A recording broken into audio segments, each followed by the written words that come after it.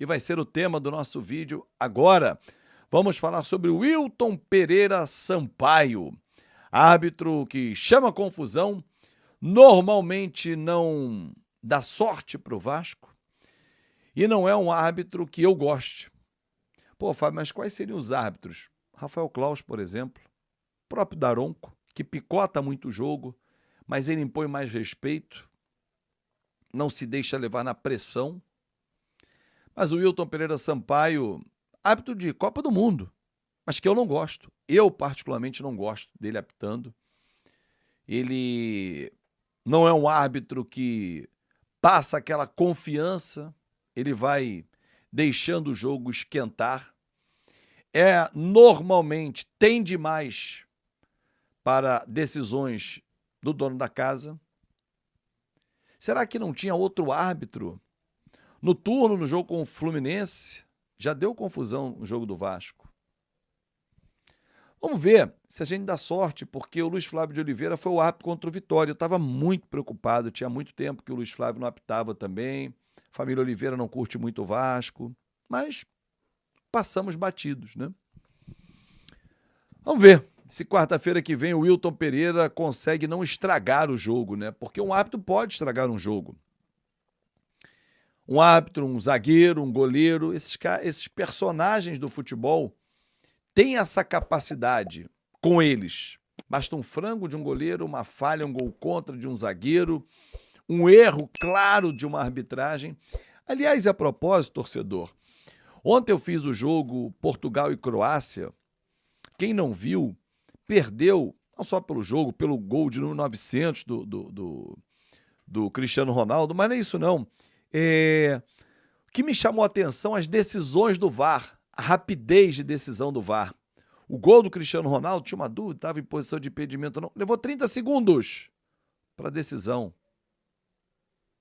Teve um lance, o gol da Croácia também teve um início da jogada, se o Kramaric estaria em posição de impedimento ou não, mas 30 segundos mesmo, não é força de expressão não, torcedor. Quem dera que nós tivéssemos essa tecnologia, essa capacitação profissional dos árbitros, porque eles são ruins em campo, eles não melhoram vendo na televisão, pelo contrário, às vezes eles brigam com a imagem. Então eu espero que todos que estejam presentes nesse evento, que vai ser um jogo dificílimo fora do Rio de Janeiro, lá na Liga Arena, Arena da Baixada, que eles estejam iluminados e que não façam pi nessa partida. Não beneficie ninguém.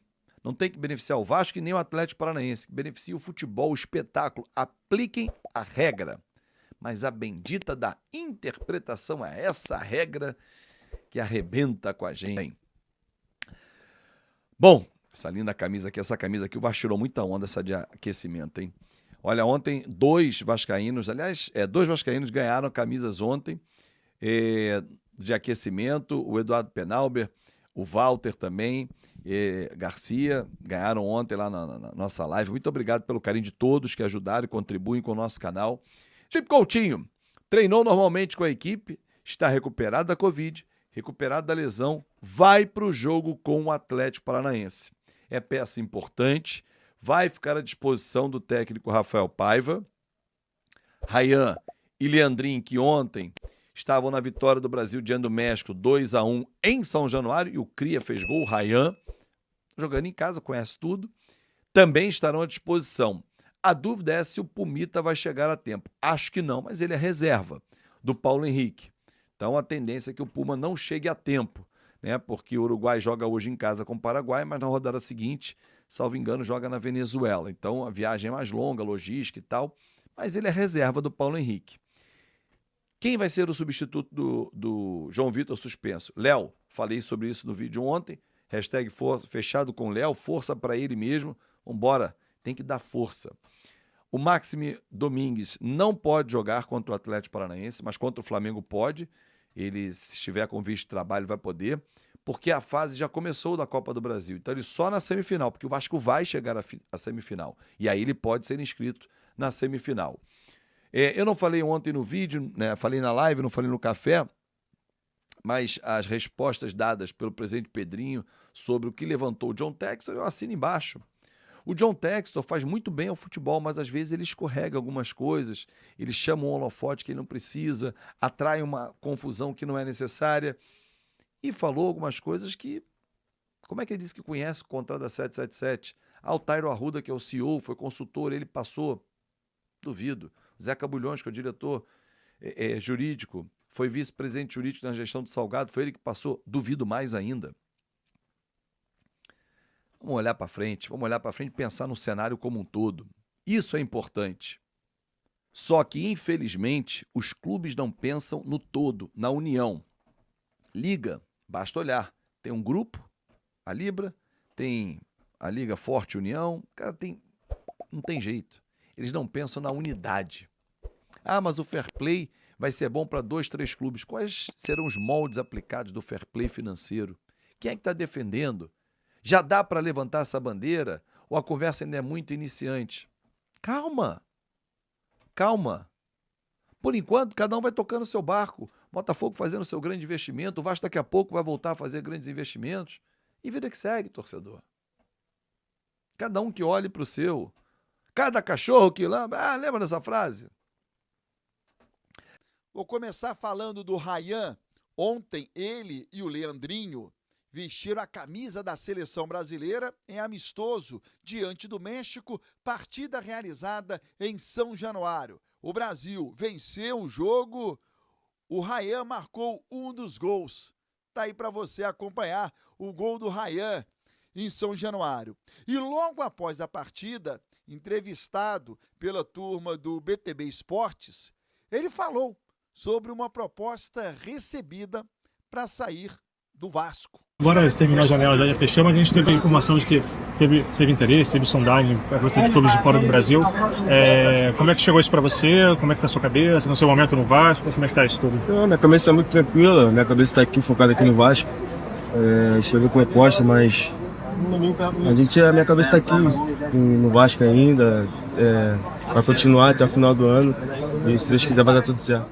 A parada é a seguinte, o Ryan tem 18 anos, então ele já pode deixar o Brasil para trabalhar como atleta de futebol, sem depender dos pais.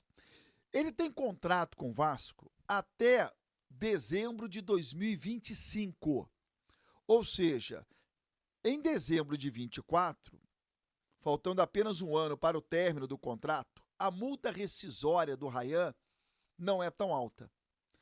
Um clube europeu, para pagar essa multa rescisória e levar o Ryan, não é muito dinheiro. O que o Vasco vai precisar fazer, desde que o Ryan queira? O Vasco vai precisar estender o contrato do Ryan, fazer um novo contrato com o Ryan, isso de maneira imediata, para que essa multa rescisória aumente. E aí o Ryan saia do Vasco com o clube recebendo uma grana muito maior do que o dinheiro atual escrito lá na multa rescisória. E é uma operação que o Vasco precisa fazer de maneira imediata. E atenção, se este contrato do Ryan não for estendido e o Ryan não sair no final desse ano pela grana estabelecida em pré-contrato, no meio do próximo ano, ele pode assinar um pré-contrato e saindo de graça, sem que o Vasco receba um centavo qualquer. Então é uma situação, nesse momento, um pouco delicada para o Vasco, tendo que renovar o contrato do Ryan, sob risco de um clube europeu pagar uma multa rescisória relativamente baixa no final do ano, ou o Ryan saindo sem que o Vasco receba nada daqui a um ano. Essa é a situação. Bom, deixa eu falar aqui do Jean David. Parada é a seguinte, o atacante chileno está com a seleção, ontem jogou contra a Argentina venceu por 3-0, o Jean David não saiu do banco de reservas. Na terça-feira, o Chile joga em casa, em Santiago, diante da Bolívia. Esse jogo será às 18 horas, horário local.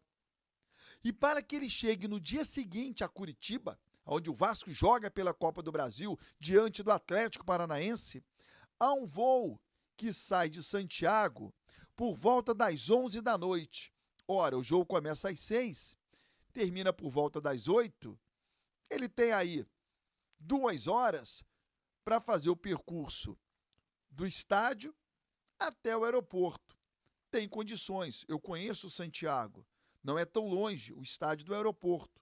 Toma um banho rápido e vai embora e chega em Santiago e chega no aeroporto para poder fazer uma escala em São Paulo e chegar em Curitiba na quarta-feira pela manhã. Ele tem o dia inteiro para descansar e jogar à noite. Uma outra possibilidade é ele dormir em Santiago e sair pela manhã, chegando à tarde em Curitiba. É um voo mais longo, é mais ruim, porque ele não vai conseguir dormir direito, nem em Santiago e nem durante o período da tarde em Curitiba. O melhor, ele sair rápido do estádio, vai dormir mal no avião, mas depois tem uma dormida melhor no hotel em Curitiba. Então é uma operação que o Vasco está desenvolvendo para ter o Jean na Copa do Brasil. Existe uma outra possibilidade que é bem mais cara, que é o voo fretado. O Vasco alugar um avião para trazer o Jean David. Eu acho ele importantíssimo neste jogo da Copa do Brasil. Qualquer esforço do Vasco é importante para entregar o melhor para o Paiva nessa partida decisiva onde o Vasco joga pelo empate. O Domingues, o suíço, já foi até o CT Moacir Barbosa, já conheceu os companheiros, já realizou os exames médicos, já assinou o contrato por 4 anos e está prontinho para estrear. Não pode jogar contra o Atlético Paranaense, porque não foi inscrito a tempo, mas se o Vasco avançar, ele vira reforço para a semifinal, mas está ok para estrear contra o Flamengo no Maracanã, desde que o Paiva queira. Ele vinha treinando normalmente, ele vinha jogando pelo Gil Vicente. Na semana passada, ele esteve no banco de reservas, poderia ser titular, ficou no banco exatamente por conta dessa negociação com o Vasco, acabou entrando faltando 15 minutos, está condicionado, realizou pré-temporada, então ele pode enfrentar o Flamengo normalmente. Seria uma baita atração ver aí o Domingues, o suíço, jogando no Maracanã.